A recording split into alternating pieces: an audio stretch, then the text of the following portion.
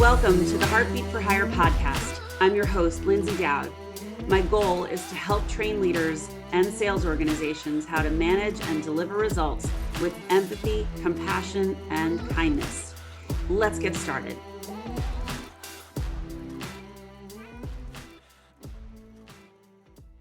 Welcome to this episode of Heartbeat for Hire. I'm super excited for our guest today, Michael O'Donnell. And Michael is an unbelievable seller, but he's also a vice president and partner at Sun Solar Solutions in Phoenix. He is an author of the bestseller No Matter What, and he is the #1 solar salesman in the world with personal sales volume of 12 million watts for almost 50 million in sales since 2015. We have a lot to learn from Michael. I'm so happy you're here and welcome. Well, thank you, Lyndsay. What a terrific introduction. I'm just super glad that all those things are true. Sometimes it feels like bragging, but they say if it's true, you're not bragging. So no, you're not bragging. These are amazing triumphs. So congratulations. Thank you so much, Lyndsay. It's great to be with you. Yeah. So, I mean, this is an incredible rack of trophies that you've got. And would you just enlighten us and share a little bit about your journey and kind of how you got your start in sales and really maybe the condensed version of how you got here now? Well, yeah, thank you. It's been an incredible journey. The last several years have been explosive, and that's what the book is about. But I've been in sales for literally decades. I got this gray hair, honestly, and I've actually been in sales since I was 12. My mom was that lady calling you to see if you put out your used items for the thrift store, the Disabled American Thrift Store. And I'm like, oh, I want to try that. And so she let me try it. Turned out I was pretty good at it. And I learned how to do that. I learned how to be on the phone and get people to say yes. And that was kind of the first thing. I also learned my first lesson in American enterprise. She paid me 25 cents for everyone who said yes. I found out much later she was getting $2 for everybody who said yes. That was my next lesson. So when I started to get into the workforce, I mean, I'm a kid in high school and I'm thinking, I'd like to make some money. I didn't realize people got paid different amounts of money. Like no one tells you that, right? And so I saw Help Wanted in the pizza parlor. I goes work in there a month and they hand me a check for $75 or something. I didn't realize I was getting $2 an hour, which wasn't minimum wage, right? Minimum wage, I'll date myself, was $3.35. I'm getting like $2.25. And they're like, oh yeah, it's a restaurant, so we don't have to pay that. Not that I got any tips, I didn't. So anyway, I go, man, there's gotta be a better way to make money. And I started looking for ways to do that. And I saw, hey, sell tickets to the policeman's ball and we'll pay you $5 an hour. I'm like, wow, that's awesome. And instead of working Friday and Saturday night till 1 a.m, I'm working, 3 o'clock till 8 o'clock at night. And I'm making $5 an hour plus commission. The commission doubles it. I'm making more money than, maybe some parents I know. I'm making great money because I'm pretty good at it. So that was my start in learning that I really wanted to be, from a career standpoint, to be in sales. I discovered an incredible industry called solar in 1983. I'm in college. I'm looking for a phone gig, and I wander in the door, and it just turns out this company's selling solar, and I'm the appointment setter. So I was a setter in the door-to-door world, and in the solar world, you got setters and closers, and I'm coming on board as a setter. So I was a setter, been a setter, still a setter, setting appointments for salesmen. I'm usually setting appointments for myself.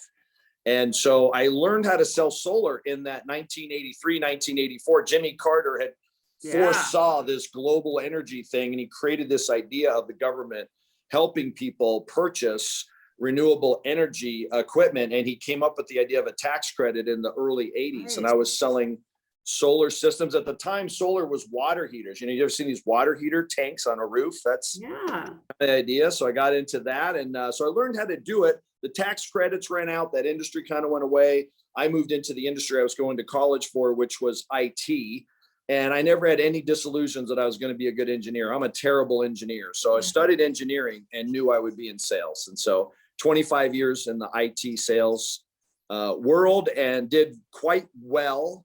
But I was, in that corporate America world with the golden handcuffs on of a salary and afraid to get into something maybe more entrepreneurial. And when I saw these solar systems going up on the roof, I'm like, holy cow, I know that's got to be an incredible thing. It's the future. When I got into IT, computers were the future. The internet was the future. So I've rode this wave of technology throughout my career of what's in the future. And I just knew solar was going to be the future. I was dead on the money. The existential threat to the planet is us, screwing up this planet, and we got to stop doing that. We got to get, find productive ways, green jobs, renewable energy, stop digging this hole that we're digging.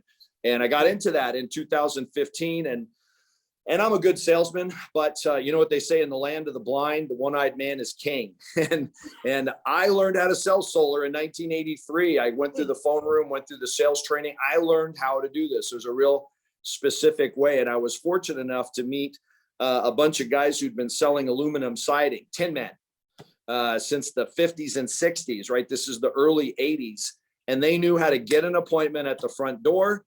They knew how to light somebody's butt on fire in a presentation, and they knew how to be the guy standing there with a bucket of water to be the solution, put it out. But more importantly, what they knew is that nobody needed aluminum siding, right? Aluminum siding was a way to beautify your home. You never have to paint it again. Right. There's all this value, but they were trying to talk you into spending $8,000 on aluminum siding instead of painting your house for $2,000. Right. And you got to be a really good salesman to talk someone into spending $8,000 instead of, but you're selling value and features and benefits and all these things. And they knew how to do that. They transferred that into solar, but more importantly, they knew how to close. Because nobody needs aluminum siding, no one ever calls you back. There's not going to be another meeting. And that same thing applies to solar. Nobody needs a solar system. They just don't need it, right? They already got an electric company. They can afford the bill. So they want to do this. They taught me how to make a presentation that would get somebody excited, get their butt on fire, really want to do this. But 9 times out of 10, that proposal ends with, man, we really want to do this on a different day, not today. We need a couple of days to think about it. Of course, we're moving forward, but not today. And those guys knew there was no second meeting. This was the meeting, right? It's not the meeting about the meeting. This is the meeting. And so they taught me what to do when that occurred. And so, like I said, I was in the land of the blind, the one-eyed man scheme. I knew how to sell this stuff. So I'm selling literally 3-4 times what everyone else is selling in a year, and benefiting from it. And people kind of start questioning me, hey, how do you do this? And that led to writing a book and doing a bunch of training and all that kind of stuff. So let's talk about your book. That's awesome. Thank you for taking No matter what. No matter what. I love it. Solar is incredibly lucrative, and people find out how much money they make selling solar. It is incredible. It is an opportunity. Yeah. I was very successful for 25 years in sales, but I made between 150 and 250. That's good money for a sales guy, right? So, half salary and then half commissions, and thought I was doing good, but nowhere in that time did I really think I was operating at my potential, man. I was kind of mailing it in a little bit, getting my quota met, try to be towards the top of the roster, not get fired, trying to keep that corporate job and keep that salary and all that stuff. But when I get into solar, I had to prove to myself that I could live without a salary, support a family. I got 3 kids in college, and being successful in America and being successful in sales means you got a couple of big car payments, you got a big house payment, you got a big boat payment, and a boat slip payment. And that was like, if I didn't make a couple $100,000, I was in trouble. Mm-hmm. And that's what sales managers know to do. They need to encourage their sales guys to get bigger cars and nicer houses. So they're raising the floor of where they're in trouble on the income side. Solar's the opposite. Within weeks, I had more money than I'd made in 6 months in that other world. And all of a sudden, after a year, I'd paid off my mortgage, I'd paid off my cars. I had, as a successful person, of course, I had $25,000 in credit card debt, and that was paid off. I didn't know what to do with the money. I started to calibrate my effort so that it matched my needs. You can't count on someone to reach their goals. So they have lofty goals, but you know what you can count on someone to do? Not hit the floor. Everyone is super successful at their goals, which include and probably stop at not getting evicted, right? And so there's this desperation to not get for you and your family and your kids to end up in the gutter.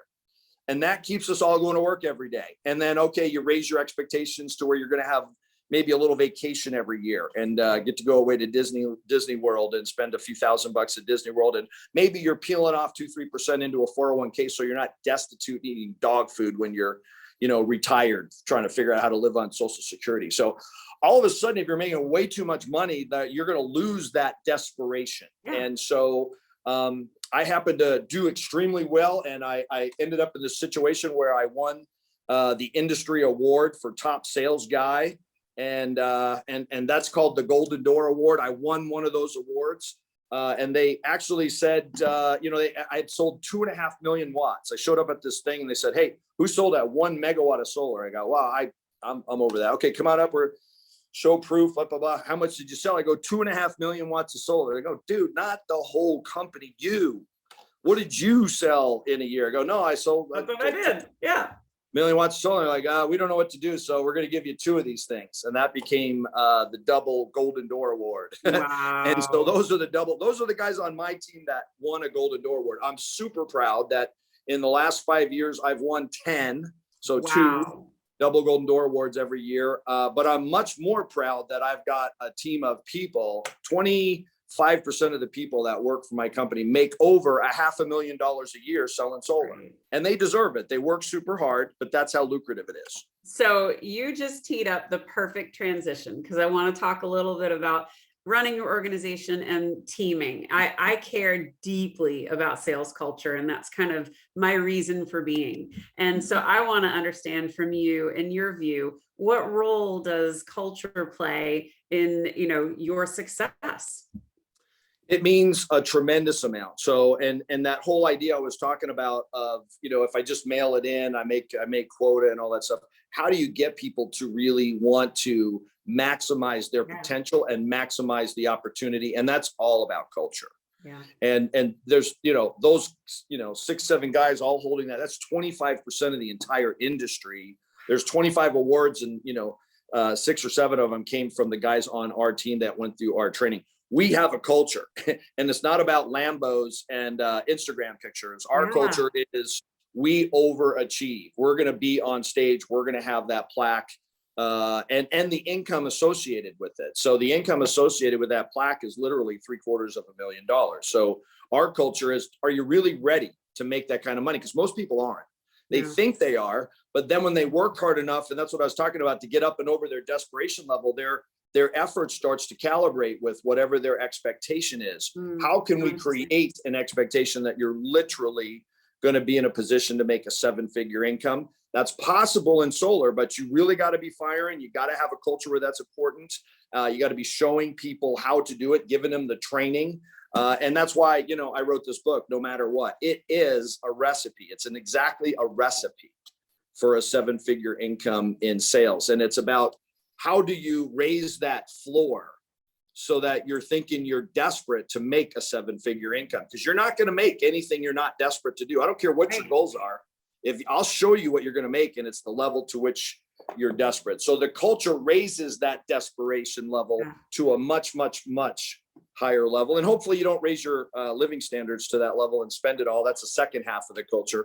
In the door-to-door world, in the door-to-door world, we have a culture of making the money and keeping the money. And we do that by knocking doors and then buying doors. Knock doors, buy doors, knock doors, buy doors. And so putting that money into real estate is a big culture item in our company and in our industry. That's cool. So talk to me a little bit about, obviously you've got a whole team of overachievers, but talk to me a little bit about your leadership style. Because I've worked for leaders that have done both sides of the coin. I've had the ones who have been like, I trust you, I got your back, now fly. And then I've had the other side of the coin where they're like, you really sucked on that last call. I didn't like how you represented yourself. You better fix it for the next time. And what do you think happened? Next call, I couldn't rely on my instincts. I was so nervous and anxious, and I just didn't get it done. So tell me about your style and how that's played into your success. Well, one of the things that's been the hallmark of my life, not just my career, is the fact that I'm 38 years sober, right? I haven't had a drink in 38 years. And in the 12-step program where you make that success, which, by the way, that's where the title, No Matter What, if you want to know how to stay sober, they tell you, well, go to 90 meetings in 90 days and don't drink no matter what, right? Not what, but what. And then, oh, by the way, here's a catch. Don't drink in between meetings, right? But it's this no matter what mentality. Right. That you're going to get going from 0 to 1. So from a leadership standpoint, my problem was, and I had that first big year, and then I started to fall off, and I said, how do I repeat this? And I had to go back to my roots where, how have I been successful in life? By committing to doing just a handful of things, no matter what, every day. And so we gather as a group every day at 8 o'clock. I lead a call every day at 8 o'clock. That's actually become an industry thing. That's become part of my, what I do as a culture and a coach, not just in my company, but I have a no matter what call every day at 8 o'clock. It's a 30-minute call. It's not training, it's coaching. It's really a mastermind. And so when two or more people gather with serious intent for the same purpose, Napoleon Hill said that there's an additional mind that's created. Through that mind, you've got energy, vibration, frequency, imagination, ideas, power, support. All of those things flow through that additional mind. That mind doesn't exist if those people aren't together. And so every single day at 8 o'clock, we're going from 0 to 1. The big breakthrough. And when I tell people, oh, I have a 7-figure income in solar's the future. Dude, can I get into this? Yeah, let me tell you how it works. Hey, how do you get your appointments? Oh, we knock on doors. Click. Are you still there? You're not there. Like all the guys that, and I'll just, people think of door-to-door salesman as below used car sales guy in their, list of respect and esteem. It doesn't matter that used car sales guys make more than accountants. People would rather say they were a CPA, making 130 a year than say they're a used car salesman making 200, right? When I left the corporate IT world and where I was not only a VP of sales, my last position, I'd risen to the level of incompetency. I was a regional vice president, which means I had, P&L responsibility. I had to forecast postage stamps. I was terrible at that. I wasn't any good at it. And so I'd risen to that level. When I came over into, the whole solar world, I didn't update my LinkedIn for 2.5 years. I didn't want people to know O'Donnell is over there knocking. He's a door-to-door salesman. I literally didn't update my LinkedIn. But occasionally people would call and say, dude, I heard you're crushing. What's going on? I go, yeah, do this solar thing, way for the future, got to do it. And they'd be like, how do you get your lead selling? Knock your door. Poop. I'm not doing that. And so a lot of people know that they can't really do that. Yeah. I teach people how to do it, and I teach them how to get over that resistance. It's the most highly paid activity on planet Earth. I get paid more than a brain surgeon gets paid per hour, like a multiple of what a brain surgeon gets paid, because I'm not afraid to go knock on a door and introduce myself and say, hi, I'm Mike O'Donnell. Can I give you a business card? Tell you what I do. Yeah. So because not everybody has to knock on doors in sales. And I think they probably consider themselves lucky that they don't. Yeah, right. They do. But the metaphor is the same. And I'm interested, what's one really good tip for a seller who maybe they're an entrepreneur and they're going out on their own, they're starting their own thing, or they're in a new client list or a new industry. What's the best tip you can give them for, knocking on those doors and getting that initial conversation and ultimately close? So what I would recommend is you come to grips with what your job is. If you're a salesperson, your job is to figuratively or actually knock on doors. It's to introduce your company to people that aren't yet doing business with it. Right. Salespeople spend 98% of their time talking to people who are already doing business with their company or people they've already introduced to the company. And so prospecting is really where all of the money comes from. And people think that in prospecting, it's the yes, that's the win. A really good closer is a good closer because they're terrible at taking no for an answer. And unfortunately, that makes a terrible prospector.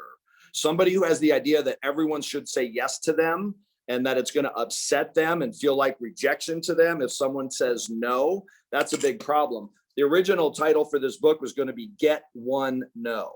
And you'll see the sun coming through this, the word no. All of the energy, all of the power, all of the money in sales comes through the word no. Yeah. And it's because that's actually what we get paid for. People think salespeople get paid a weird amount of money for when someone says yes. And that's because they don't understand what the money's for. The money's for the 10 people that said no. And the 11th person that said yes, it's for the job, it's for the work. And in reality, all of the yeses come from you going out and saying, hey, would you give our company a try, and having them say no. Right. But people experience that as cataclysmic rejection, right? If you went to a dance and asked 30 people to dance and 20 of them said, no, 28 of them said, no, you're ugly. Like for most people, I mean, I'm never going to another dance. That's it. But if two people said yes, and you found the love of your life, or just met a nice person and ended up having a nice relationship, you'd be like, but I gotta just go to this dance thing, get 28 people to tell me no again. And that's the idea, is understand that the win is the no. And so momentum is really the key. People get into a job and they start networking and finding a few prospects. And next thing you know, they're not talking to anybody new. So my no matter what commitment that I do every single day is I make sure I get to one door or one phone call or one person and get one guy to tell me no. And if I change it around when I'm not prospecting and say, hey, I'm just going to go get a no, then all of a sudden I'm like, I can do that. Yeah. But as a closer, when I think, what am I going to do when I get to the door and the guy says, no, I'm going to hate myself. I'm going to hate him. I'm going to be pissed off. And if I go, dude, I'm really going to go get one no. And that's the idea of momentum. When you create a direction, I'm reading this book called Stephen Guy's The Magic of Momentum. He wrote a book called Mini Habits. That book transformed my thinking to say it's really all about, and he's famous for saying, if you want to get into shape, do one push-up. And you're like, dude, one push-up, what the heck is one? That's absurd, right?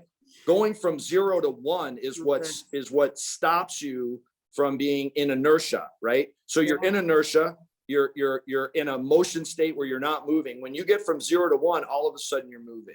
Well, I love the psychology behind getting one no, because if you're prepared for the no, that when the yes comes, you might be surprised. Oh my goodness. What am I gonna do? Oh, now I got to do paperwork. Oh, darn. Right. But I think that you're onto something. Well, obviously you're onto something. You're very successful, but the getting the no, it helps you hone your skills. It helps you really appreciate, are you speaking to the right people? And you know, polishing your craft and making sure that your pitch is tight. And I think people don't do enough homework. They don't spend enough time researching whoever they're talking to. And, you know, there's a woman named Samantha McKenna, and she has, she says, if show me, you know me. And show me, you know me, I think is so powerful. But when you do your homework and you go in and you say, you know, like I prepared to talk to you today. I knew about your book and your academy, which I want to ask you about again or in a second. And I knew it was solar, and I love the solar space. I, unfortunately, as you can see, live in the woods. I'm not a candidate for solar. You're a no. I take out a crap ton of more trees, and I've already taken out a crap ton of trees. But anyway, so I think it's just so important that you show up and you look like you know what you're talking about and talking to. I mean, I think it's a missed opportunity for a lot of sellers. So let's hear a little bit about your academy. Right. So MOD Sales Academy, that is where I've actually codified how to do exactly this, starting with the mindset, starting with turning no into a win. But then what do you say in a prospecting call to get the yes? How do you make a compelling presentation in like less than 90 seconds? So the enemy of knocking on doors is not no, it's no one there, you or them. So get onto the door. I'm almost the opposite, Lyndsay. I'm like saying, don't get your pitch tight. Don't necessarily know who you're just go out and get 10 people to say no. And one of them is going to go, oh, wait, hold on a second. I actually am interested in this. So I teach people how to do that, but how to get a yes once they're on. To your point, if you're knocking on doors, you're not doing research on the person that lives there. So it's a different skill than if you're talking to someone who's a VP of sales or a revenue officer. Totally different thing. Yeah, it's situational. So yeah. And I was in the B2B space for 25 years, and that was much more important. I'm not going to talk to 10 VPs today. I'm going to get one, and I'm very well prepared. I better know who that guy is and know what charities that he likes to play golf with and all that. I was definitely asking from a corporate lens, not thinking about the door to door, because it's very different. So yeah, that makes a lot of sense. So if people sign up for your courses or they sign up for your coaching, or tell me what's in the academy. Yeah. So it's virtualized training. It's like you spent the next 8 to 10 hours with me, and I'm going to train you to do everything and know everything that I've learned selling 1,200 of these solar systems in the last 5 years. And I came to that with a bunch of knowledge, you know, in the beginning of this in 2015 with what the Tin Men taught me, right? And how to make a presentation So that's going to get them on fire. And then B, let them know I'm not coming back. And it's kind of a strange idea. So in the home improvement space, you're in a today only situation. And you're trying to make and close the sale really in one appointment. And that's really difficult for most people because people are going to end up saying, I need to think about it. So how do I build a door frame that I can explain to the customer up front that this is the meeting? It's not the meeting about the meeting, and I'm never coming back. And it's not because I'm a jerk. It's because I have a job to do. And my job is to meet with 3 or 4 new prospects for my company every day. I'm an expert. I'm a consultant.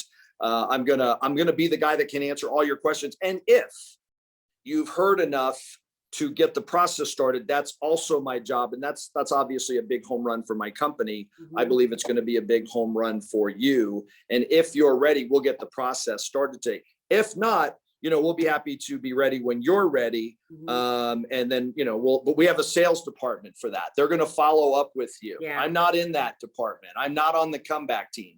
I'm on the expert team. I'm the guy that's here. At the end of this, we're going to do paperwork and get the project started, or you're never going to see me ever again. I am not coming back. The one in the room that needs to understand that there's not going to be another meeting is me. Mm-hmm. Every salesperson, when they get to that part where the customer says, oh, I'm just going to need a day or two to think about it, in a world that I live in where they really don't need your product, they're way better off with it, but they don't need it. It's like if you're selling roofing, you got to have a roof that doesn't leak. They may meet with 5 roofing companies and they're going to call one of them back, and hopefully you're the guy and you made a compelling impression and they like you and a good value and your pricing, all that, they're going to call you back. They're not calling the solar guy back. So if you don't close the deal, that family's not getting solar and they're way worse off. Like I need to believe, and I do, that my real service, my service to the planet in helping this environmental disaster get better one house at a time, my service to that family, because if they don't go solar, their cost of energy is going to wipe them out. We've seen the cost of gas double in the last year or so. The cost of kilowatt hours, the electricity of the house, is going to double and then triple by the end of the decade. If somebody's paying $3,000 a year for electricity, at the end of this decade, they're paying 10. Like that's an existential threat. They need me to be good at what I do, because if they don't get the process started today, they're probably not going solar. So how do I be of service to them is for me to believe that is in their best interest, and to create this framework where they know I'm not coming back. It's really, I'm not coming back because there's not going to be another meeting to come back to, but let just me be the one to say I'm not coming back. And then how do I do that, present it? And at the end of it, that framework becomes a corral. They're going to be at the end of this. There's not going to be anywhere for them to go. The presentation, we're going to hang the door. And at the very end, we're just going to close the door. Yeah. So, I mean, I don't think you could be in a better time in our lifetime than to be in the solar industry. I mean, with all of the environmental and the weather changes that are going on right now, I think it's just a no-brainer to be in that space, especially in Arizona. Especially in Arizona, right? That's and great. Really, the hotspot in the nation for solar is in New York. I believe and it's not because it works better. It works way better in Arizona. We get more sun, but in New York, the electricity costs more. People in New York save more money than people in Arizona because they're paying more per unit for electricity. That's right. But my question for you is, how did the pandemic affect you guys with the door-to-door? Like, were you, I mean, because I know if people came to our door, I'm like, why are you here? And where's your hazmat suit? Like, are you crazy? Right. Yeah. So we actually kept going door to door. Obviously, there was a lockdown. Arizona was one of those states that sort of was not as restrictive as maybe some.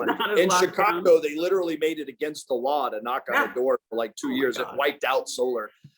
In the market I'm in, we waded through, but we just called all our old customers and people who didn't buy before. And, we've got 8,000 customers in Arizona we put solar on the roof. So we were working referrals. We did everything we can think of. And that effort really turned into a spike in sales. We had a big increase in sales in March, April, and May of 2020. But then we literally got back out on the doors, and we would knock on the door and get back about like 15 feet. And they'd open up the door and we would wave at them. Hey, Matt, don't come near us. We just came here for some information. I'm going to leave that here. Get it later after the cooties have died. And by the way, we wanted to set up a virtual presentation with one of our solar consultants so that he could share with you how you're going to be literally run aground if you don't go solar. We can get you that information. And by the way, it costs nothing to go solar, not even a single penny. And we'll put the solar on the roof. And then every month you're going to spend less because solar energy is free. Right. The equipment's not free, but the energy is free. And the monthly payment on the equipment is 50 to $100 less than you're given for the utility company. So no money out of your pocket, less money every month. And then for some reason, the government gives you like 10 or 15 or $20,000. That's because of, the Green New Deal. And we got billions of dollars to incentivize people to go with renewable. And the government's just going to give you some crazy, wacky amount of money. Would you like to get a proposal? That's a pretty great product to be able to sell and to be able to say all of that. There's not very, I mean, I came from the land of tech, and tech, there's a million, like there's very few, I'm the only one that's ever thought of this. So it's a much harder sale in terms of the story. Your story is relatable and it's easy to understand. And when you lay it out in the numbers, that's fantastic. So, all right. I've never sold anything in my life, Lyndsay, where I sit and I show the presentation and at the end of it, the customer goes, holy cow. And they use your word. They go, oh my gosh, this is a no-brainer. Yeah. And then the next thing will be, wait a minute. Our biggest problem is that people think, holy smokes, if this were really true, everyone on my street would already have this. And so they start jumping to this. Is it too good to be true? How many products have you sold where the customer looked at the presentation and go, man, come on, man, this is just too good to be true. I spend no money. I make a profit every month and the government just drops this insane amount of money on my head. At the end of, at the end of 20 years, I end up like $100,000 or $200,000 a head. Come on, man. Tell me the truth about this. What's the catch? God, I mean, you're right. It's so, you're so fortunate to have all of those incentives and, just the renewable energy wind behind your back right now. I mean, it's brilliant. And so many people are not that lucky to sell their products. My product is selling why it's so important to build good sales culture to drive results. And this is the most neglected part of sales. In sales, you focus on the customers. Very few leaders focus on their people. But I know, and you know this because you've already said it, when you focus on your people and when you invest in your people, that's when you get results. You get people 100%. That are willing to take risks and make best practices and collaborate and recognize each other and 100%. Lift each other up. So I don't have any government. Well, and I had no intention of being a coach for, for the sales industry. That wasn't on my radar. I just kept getting asked to come and speak and talk and do this. So I wrote the book. And then in the sales academy. So I went and hired a coach. Coach Michael Burt was my coach. He was a national basketball championship coach. He'd been in the business space for years and years. I didn't know how to do coaching. I didn't really know how to do training. How do I codify this? How do I share it? And I spent a lot of money on a good coach, and it accelerated, by years, me being ready. A year and a half after meeting him, I've got a book. Virtualized online. People can get onto the MOD Sales Academy and learn everything I know. It scales.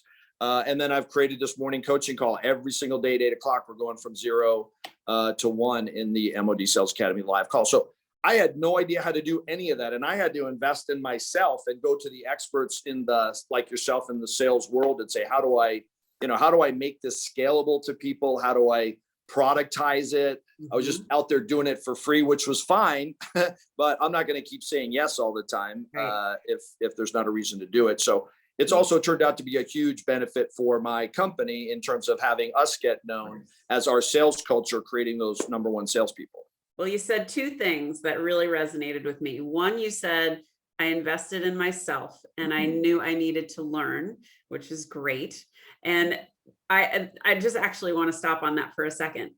I think leadership, well, like everything, our language has evolved, technology has evolved, the way we talk about people, the way we appreciate culture, all of that has changed.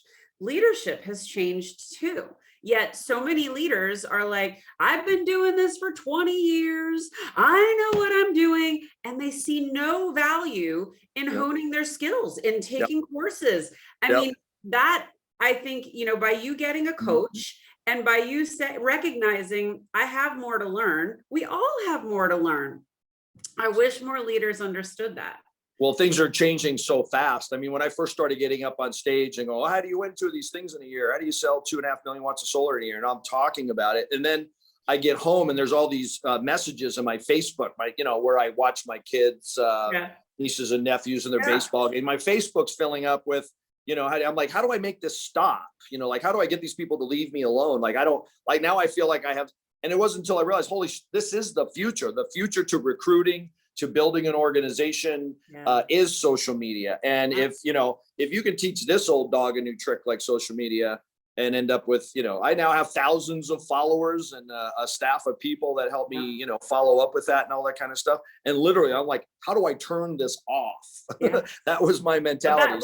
What a wonderful problem to have. I mean, and then you can be selective about who you work with because the opportunity is abundant. So things have just changed dramatically. The culture, the people that are coming up today, they value different things. They're motivated by different things. If you think you're going to motivate, people in the generation coming into the workforce now with the way that we did that when you came into the work, it's a completely, if they don't have cool stuff to put on Instagram, they're not going to work there.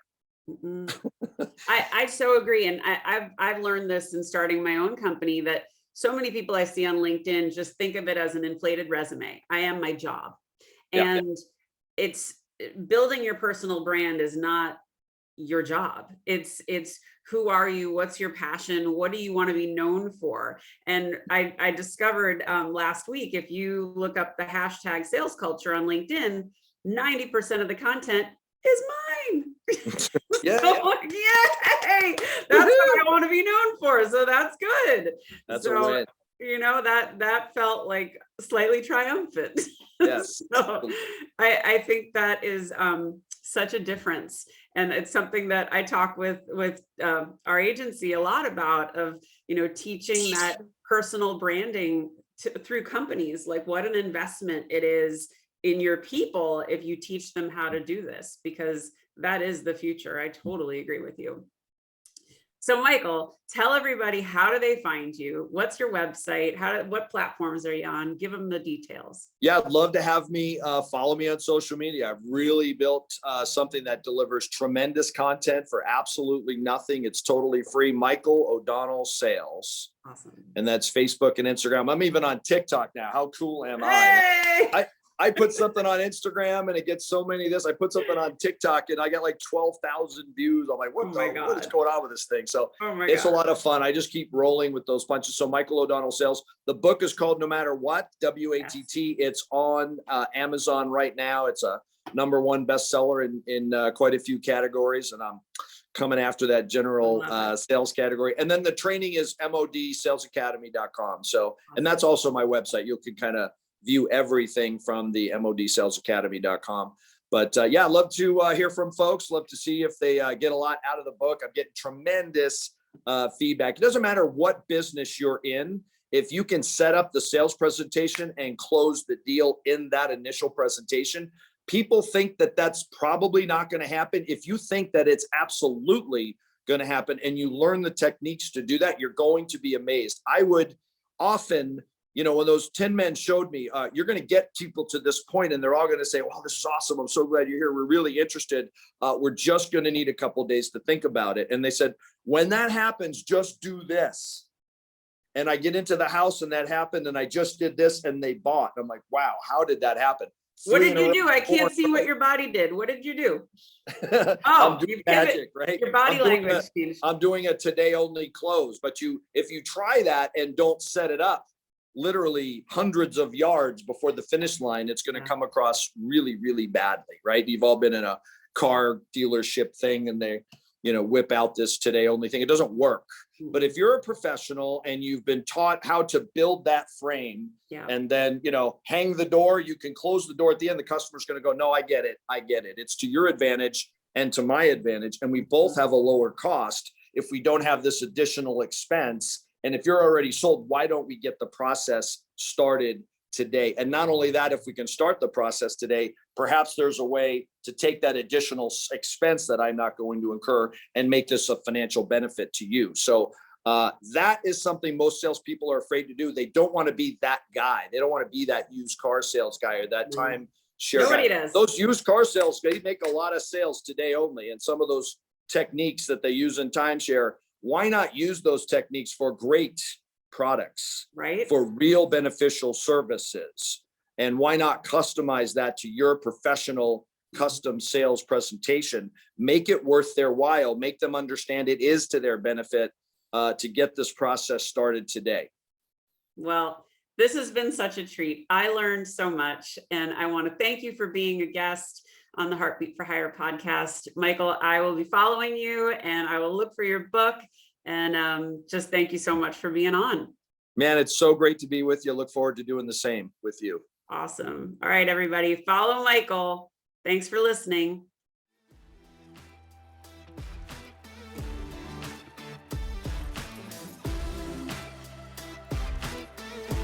Thanks for listening to Heartbeat for Hire. If you like what you hear, I'd love it if you'd subscribe and leave a 5-star review. To keep the conversation going, you can find me on Insta or at LinkedIn at Lyndsay Dowd, H4H, or you can reach me at my website, heartbeatforhire.com. Thanks so much. Have a great day.